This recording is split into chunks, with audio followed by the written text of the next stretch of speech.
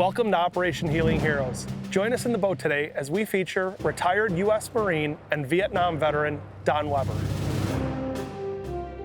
They served for us. They sacrificed for us. Their stories deserve to be told. Every military veteran has a story to tell. Join our host, Jay Garstecki, as we honor the stories of our true American heroes, one soldier at a time. The mission today is Operation Healing Heroes. Brought to you by Great Clips. A new day dawns on La Crosse, Wisconsin. Perched on the banks of the mighty Mississippi, La Crosse is home to a Wisconsin native and U.S. Marine, Don Weber. So you said it's been a number of years since you've been on the river? Did you fish the river much or no? My dad did. Yeah. You know, he would go out. When he had any spare time, and he had very little, he'd be out on the river fishing. Like I said, this has been years. It's just amazing. It's so special. It's calming. Yeah. I mean, you know, you feel like you're disconnected. Don't you? I mean, I'm You're not right out far there, from it, but right? I'm disconnected. I grew up on a family farm. My dad and mom had a dairy farm. From very young on, we had chores to do. My first 8 years in school, there was 9 in my class. Really? It's a very small town. I used to tell my boys, you can do better. Your dad was in the top 10 in his class. But They didn't know that there was only 9 in the class. and I was number 9, believe me. I always say growing up on the farm in the Marine Corps had so much to do with shaping my life. I had a tough time in school and struggled a lot. I was 16 and my uncle had a very bad accident, had a farm, and I was sent there to really run his farm. I don't want to use working on the farm as an excuse, but I was a sophomore, so now I'm doing everything, all the chores, all the milking, 7 days a week, plus trying to go to school. So, you know, I kind of fell behind because I was a trouble student. I had 3 teachers, I'm not going to mention their names, who had told me at different times, you're a loser. You're going to fail in life. I began to believe it. And pretty soon, I had no self-esteem. I didn't believe in myself. And then I thought, you know, if I can get through a boot camp in the Marine Corps, maybe I'm not a loser. I really had this desire to serve. My father served. The war was really escalating. And I decided I was going to go down and talk to the Marine Corps recruiter. He said, if you want to enlist, we'll sign you up. I wanted to really see if I could do this myself. I never told my parents I was thinking about this. I remember that evening after chores and sitting around the table, I said, I enlisted in the Marine Corps. Well, my mother started to cry, and my dad never said a word. But what my mom and dad had gone through when my father was, you know, in a war and captured and missing in action, and my mom not knowing what was going on, where he was, that was what they were worried about. I know that. Now I'm going off to war. And 6 months later, I was in Vietnam. Operation Healing Heroes is brought to you by Great Clips, the Yance Valor Foundation, and by the Al Lynch Foundation.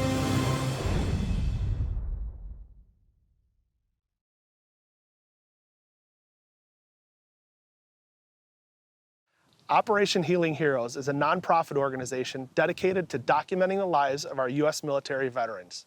In addition, We also provide financial support and treatment for post-traumatic stress. Your donation will help heal our heroes.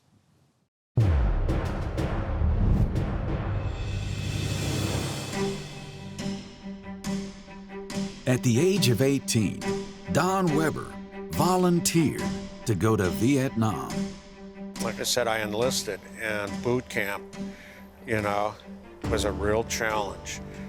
And I can remember when I was about halfway through, I began to feel like, hey, I can do this. I started to believe in myself. I started to have some self-esteem and confidence, I graduated from boot camp, and shortly after, I was in a war. I'm 18 years old. 393 days. I remember most of them. That day that I landed, flew into Da Nang, I land up on the DMZ, Fire Base Con Tien. As we landed, the chopper started taking incoming. I rush off, same time they were throwing body bags, dead Marines, onto it. Right then I knew I'm standing there and I'm like, this is real. And it was just constant, time and time and time again. And I realized that if this is where God intends for me to die, this is where I would die. And God, if this is where my life's supposed to end, I accept that. I really did. I didn't want to have this fear and anxiety and things I can't control.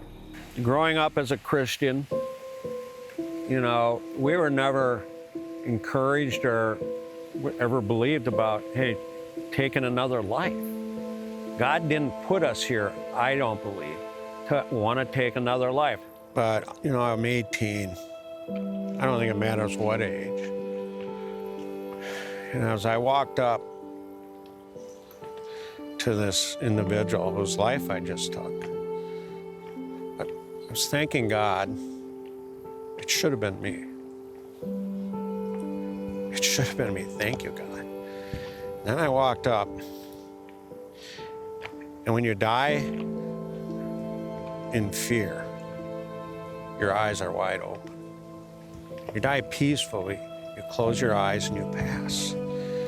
So I walk up and I looked into this individual's eyes and they were wide open.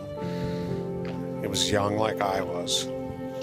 I got thinking, he's got a mother, a family. They're never gonna see him again. Yes, I was blessed. It should have been me, could have been me. But what if we could have separately met at a little bar, had a drink together? What he believed in and what I believed in were probably totally different. But would we really want to take each other's life? In most cases, maybe not. But that went on day after day after day. And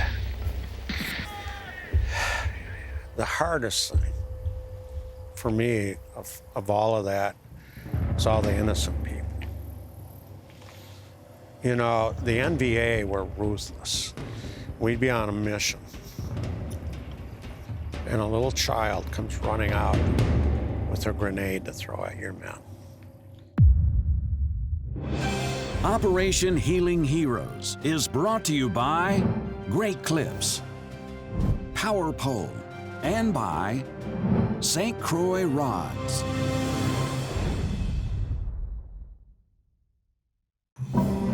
Well, I got a nice big old weed bass here. Put it in the stew. Yeah. If we don't get any more luck, that might be going in the live well. If you'd like to see more behind-the-scenes footage, follow us on social media and subscribe to our YouTube channel.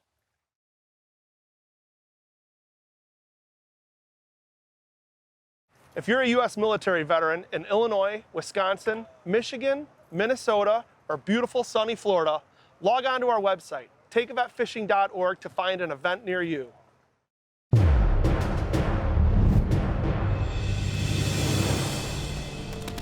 Choosing to walk point to protect his men, Don Weber received 2 Bronze Stars and a Purple Heart for his heroic actions in Vietnam. Yeah, we were ambushed. We were setting up an ambush, but we were ambushed. And 7 Marines died. I got hit in my right leg. And I remember crawling off, you know, in the thick jungle grass. And it was pretty sad. You know, the enemy came up and the Marines were dead, but made sure that they shot them again. And now I didn't have my weapon. I was, you know, a lot of pain. And I was there that whole night, hiding in, you know, the jungle grass until, because it was so thick, they couldn't come in and land with the chopper until it was daylight out. Straight ahead on the top of the ridge line. Go ahead. I got him. Below the tree. Okay, we got the smoke. Right, babe. Go get him. Okay, just stand by, babe. We're coming in to get you. Stand by. The chopper lowered down like a cable and they hooked onto it. Survivor's coming up. It's about 10 foot off the ground. Hold your hose. And I'm like laying there and it starts to pull me up and they start taking ground fire. So the chopper takes off, you know, and I'm swinging in the air and I'm like, I was just waiting for a round to go hit me in the back, go through my back or the chopper, and there again. And they finally got me up, got me inside. Survivor, finish secure. Let's get the hell out of here. Okay, talk to me. We're coming out. Got out of there. 393 days I spent in Vietnam. Follow that valley, Jolly. Most Marines I served with, most never got to come back and say goodbye to their loved ones. Why did I come back? Every day you deal with survivor's guilt. The guilt is what took me down. After the Marine Corps, I never really talk about this part of my life. Even my own family knows very little about it, but I made some bad choices, and for a good part of a year, I was pretty much homeless. I lived in a car. The burden of the guilt got heavier and heavier and heavier. Couldn't deal with it. I made bad choices. That's when I realized the worst is behind me. The worst is behind me. I always say, you know, guilt is to the soul what pain is to the body. I need to get a job. Worked my way back to Wisconsin here, where I'm from, and I had an idea to start my first business. You know, I'd met Roxy, we got married, we found a way to buy our first home, had our first child, and 3 years later, it was gone. It was repossessed. Interest rates went up to 21%. It was an 81, 82, and I couldn't even make my interest payments. So now, honestly, I didn't have a house to live in. He wanted to provide for his family, and he thought he was a disappointment to us. He wasn't. Found an old abandoned farmhouse that I could live in, didn't have to pay rent, had broken windows, dirt cellar, rodents in it. And I told her, I said, hey, I have a place, it's not the best, but I think, you know, for now, it's shelter until I get back on my feet. And she followed me. The timing probably was the most perfect time in our life because we had each other.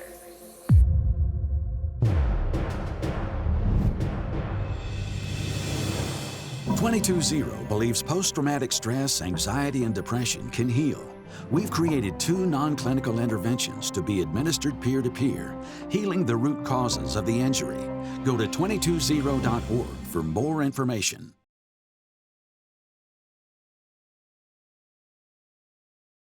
If you'd like to personally thank a veteran that you've seen in one of our episodes or nominate a veteran to be featured in a future episode, log on to our website, operationhealingheroes.org. Operation Healing Heroes is brought to you by Great Clips, Thor Industries, and by St. Croix Rods.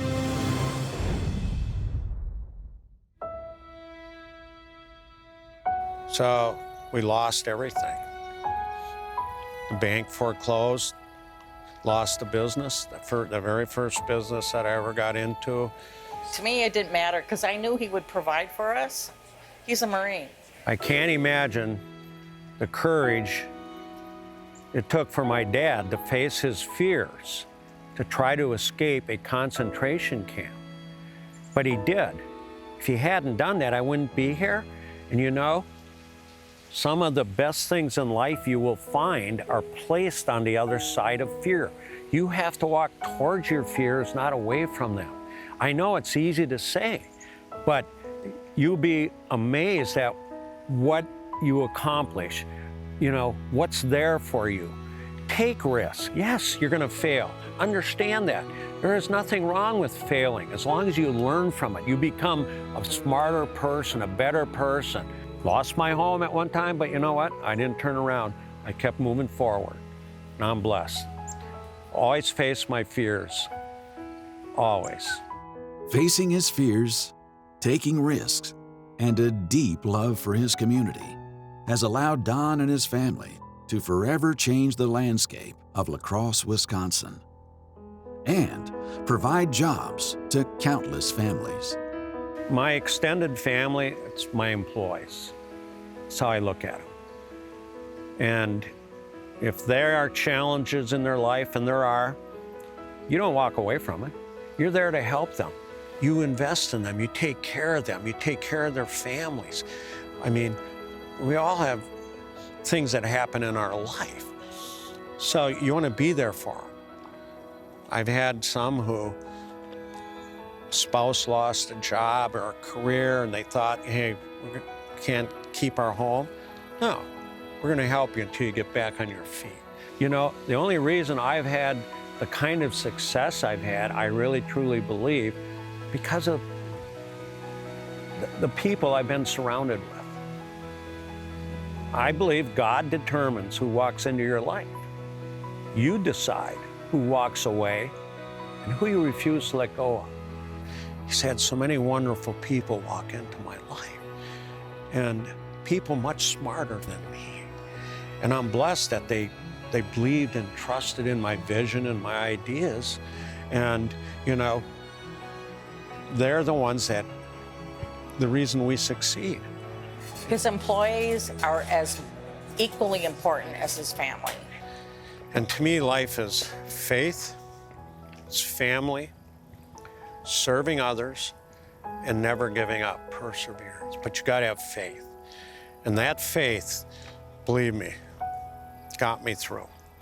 He is the most humble person I have ever met. He just has a base about him of love for people. Don is very gracious. He's very giving to a fault sometimes. He just wants to take care of everybody. His generosity is just unbelievable and has a love for his community. I believe that every veteran is the heroes to this country. I think you're absolutely no exception to that rule, but I think you're even more of a hero for the things you've done in this lifetime. Well, I'm blessed. And the fact that you're willing to share it with us. This is silly for me to give you a token of our appreciation, but I'd like to just give you this custom St. Croix rod that was built for you, and it's got all the branches of service on there and our logo, and it says custom built for Don Weber in appreciation for your sacrifice and service, and that's for you. Thank I want you to make sure you look official when you catch those fish next time, so I got you your own Don Weber Operation Healing Heroes jersey with your name on it, and this is for you, and I can't say thank you enough for everything that not only you've been through, your family's been through, and I can't say thank you enough.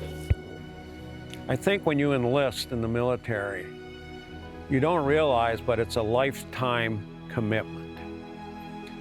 And when you've been deployed into combat, that stays with you for a lifetime. When I leave this earth, I want to be remembered as a very good father, a farm boy, and a Marine. Long after active duty, a Marine's commitment continues, positively impacting communities across our nation. That is the definition of Semper Fidelis, and that is the definition of Don Weber.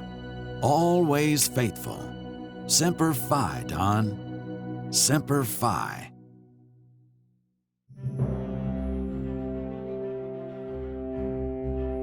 If you'd like to personally thank a veteran that you've seen in one of our episodes, or nominate a veteran to be featured in a future episode, log on to our website, operationhealingheroes.org, and click on the nominate button.